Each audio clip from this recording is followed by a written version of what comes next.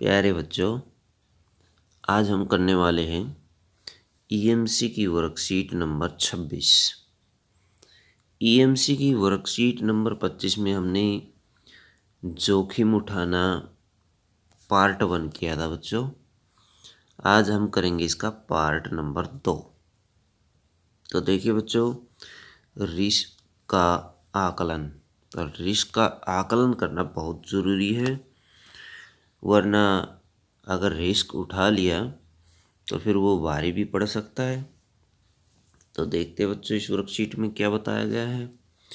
Worksheet को शुरू करने से पहले आप अपने परिवार के सदस्यों के साथ नीचे दिए गए लिंक को क्लिक करके यह वीडियो देखिए, चर्चा कीजिए किसी जोखिम को उठाने से पहले उसका आकलन करना क्यों ज़रूरी है। तो बच्चों ये वीडियो देख लेना, अपनी समझ को अपने परिवार के सदस्यों के साथ साझा जरूर करें।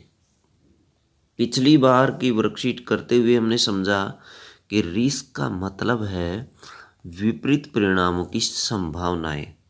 यदि अनुमानित लाभ रिस्क से अधिक है तो लोग रिस्क लेने के लिए तैयार हो जाते हैं, परंतु इसके लिए ज़रूरी है कि हमें रिस्क का सही तरह से आकलन करना आ जाए। तो आइए बच्चों समझते हैं कैसे इसका आकलन करेंगे। 9वीं से 12वीं कक्षा के विद्यार्थी अब विद्यालय आ रहे हैं। कोविड केसेस बहुत कम हो गए हैं, पर कोविड अभी ख़त्म नहीं हुआ है। स्पष्ट है कि डर अभी भी बना हुआ है। साथ ही साथ विद्यालय आना भी आवश्यक हो गया है। ऐसी स्थिति में आप रिस्क और लाभ की तुलना करते हुए नीचे दी गई तालिका को भरें। आप चाहे तो परिवार में या किसी दोस्त से भी बात कर सकते हैं इसको भरने के लिए। तो बच्चों देखिए, ये है सारणी। इस सारणी को हम भरेंगे। विद्यालय आने के रिस्क अथवा डर क्या है, विद्यालय आने के लाभ क्या हैं, रिस्क को कम कैसे कर सकते हैं। तो जो देखिए, इसको तालिका को भरेंगे हम। देखिए बच्चों, ये इसका आंसर है। तालिका हम भरें। विद्यालय आने के रिस्क अथवा डर क्या है। कोविड-19 के संक्रमण का डर रहेगा। डर रहता है इसलिए नहीं आएंगे हम। बीमार होने का भी डर है। यदि सभी बच्चे मास्क लगाकर नहीं आए, ऐसा भी हो सकता है कि बच्चे मास्क लगाकर ना आए। विद्यालय आने के लाभ क्या है, हमारी पढ़ाई जारी रहेगी। प्रश्नों को सीधे हम अपने अध्यापक से पूछ पाएंगे। ऑफलाइन पढ़ाई में मुझे अधिक समझ में आता है। रिस्क को कम कैसे कर सकते हैं, मास्क का प्रयोग करके 2 गज की दूरी बनाकर हाथों को अच्छे से धोकर हम रिस्क को कम कर सकते हैं। आपने जाना कि रिस्क और लाभ की तुलना द्वारा आकलन करके रिस्क कम किया जा सकता है। जब अनिश्चितताएं अधिक होती हैं तो परिणाम विपरीत आने की संभावना बढ़ जाती है। तो आओ अब अपने करियर से जुड़ी अनिश्चितताओं और संभावना का आकलन करने का अभ्यास करेंगे। तो बच्चों, अपने करियर से जुड़ी समस्याओं का आकलन करेंगे। आप अपने लिए पसंदीदा करियर चुनकर लिखिए। अपने लिए पसंदीदा करियर आप क्या बनना चाहते हैं। मान लीजिए आप टीचर बनना चाहते हैं या फिर पुलिस में भर्ती होना चाहते हैं। कुछ भी आप बनना चाहते हैं, या फिर एनडीए में आप जाना चाहते हैं, या फिर सीबीआई में भर्ती होना चाहते हैं, तो कुछ भी आप इसमें लिख सकते हैं अपनी तरफ से अपना पसंदीदा। माता पिता से पूछे कि वे आपके लिए क्या करियर चुनना चाहते हैं, उसे भी लिखिए। वे चाहते हैं हमारा बच्चा डॉक्टर बने, इंजीनियर बने। अब दोनों करियर बारी बारी लेकर परिवार के सदस्यों के साथ निम्न बिंदुओं पर चर्चा करिए। अगर आपका और आपके परिवार का चुना हुआ करियर एक ही है तो घबराएं नहीं, चर्चा करें और उनके बताए बिंदुओं को बॉक्स में लिखें। तो ये सारणी है बच्चों, उस करियर में कौन से फायदे निश्चित हैं और कौन से फायदे संभावित हैं। स्वयं का चुना हुआ करियर, उसमें क्या फायदे हैं। माता पिता द्वारा चुना हुआ करियर, उसमें क्या फ़ायदे हैं। मान लीजिए आपने अपने लिए टीचर का करियर चुन लिया, जबकि आपके माता पिता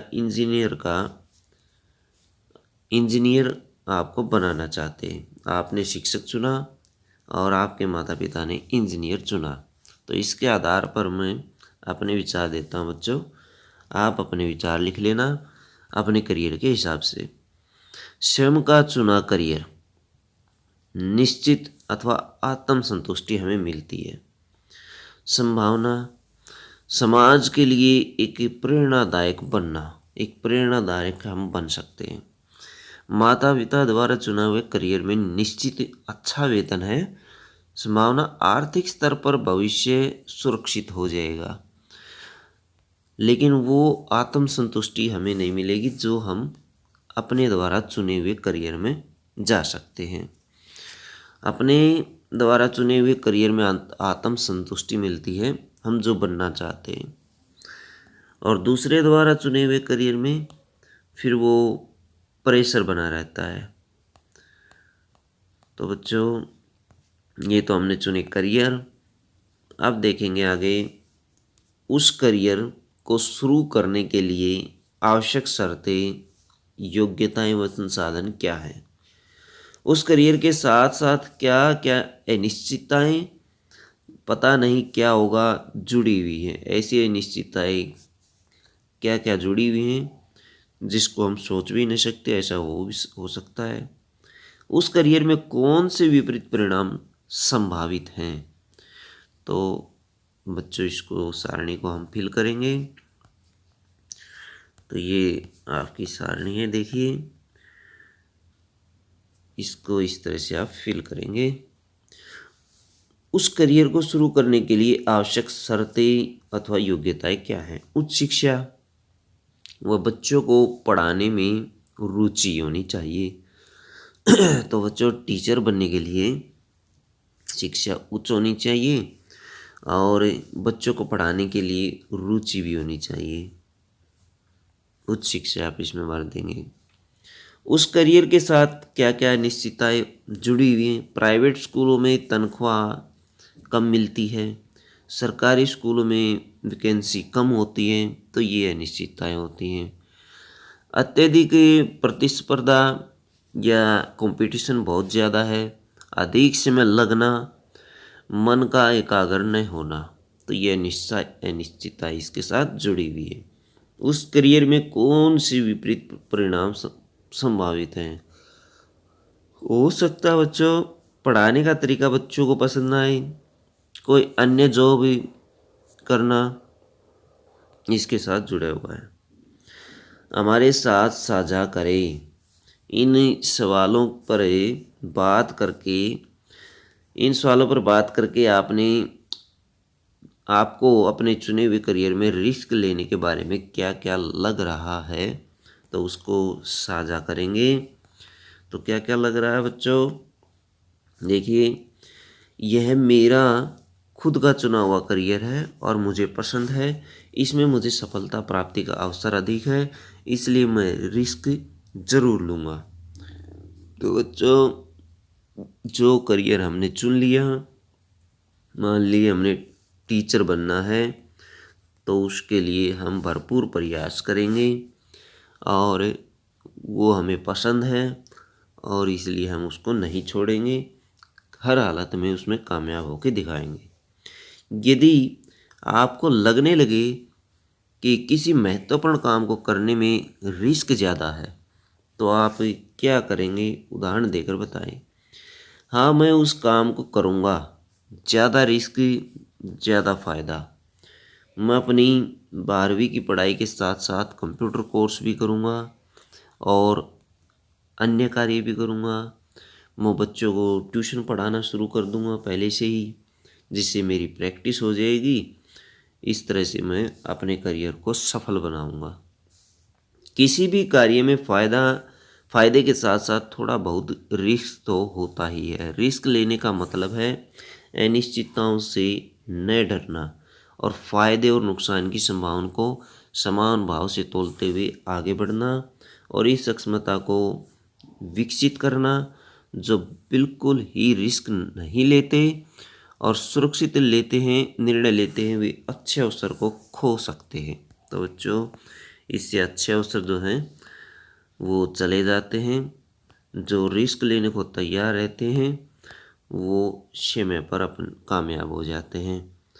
तो बच्चों, ये थी आपकी EMC की वर्कशीट। अगर वीडियो अच्छी लगे तो बच्चों लाइक करें, हमारे चैनल को सब्सक्राइब करें।